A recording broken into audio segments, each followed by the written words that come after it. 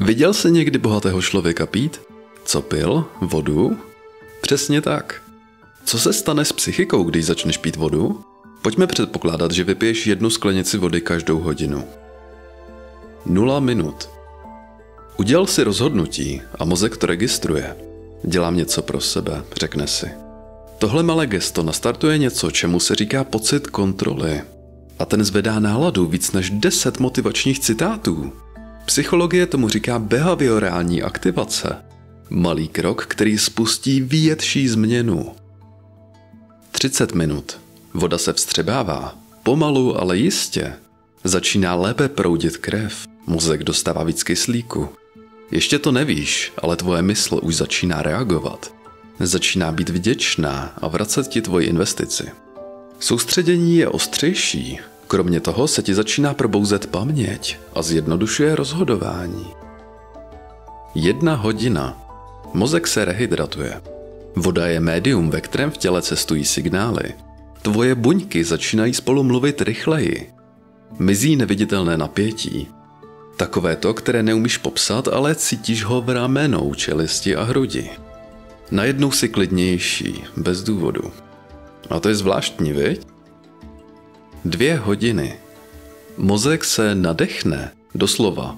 Zlepšuje se ti neuroplasticita, schopnost mozku přizpůsobovat a učit se. Tvoje vnímání je širší. Líp přepínáš mezi myšlenkami, dokážeš dělat víc věcí najednou, aniž by ti to omezovalo kvalitu výkonu.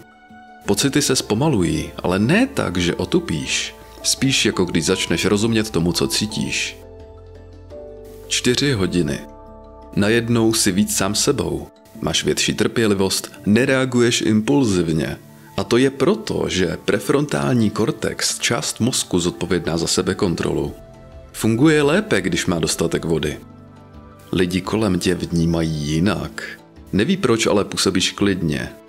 A přitom jen prostě piješ vodu. 6 až 8 hodin. Tvoje tělo a mozek si začnou myslet, že pít vodu pravidelně je nový normál. Začínáš být někdo, kdo si všímá věcí okolo sebe. Mnohem víc než předtím. Mozek má pevnější půdu pod nohama a to mění úplně všechno. Týden.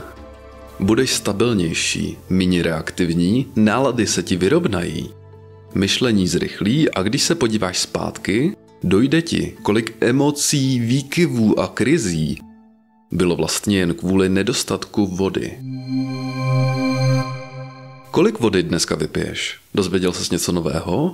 Zanech mi tu like, odběr, komentář a sdílej tohle video s někým, kdo pije málo vody. Pokud mě chceš podporovat, koukni na členství kanálu a dostaneš spoustu výhod jako prioritní odpověď na komentáře. Tohle bylo Myslobraní a budu se na tebe těšit u dalšího videa.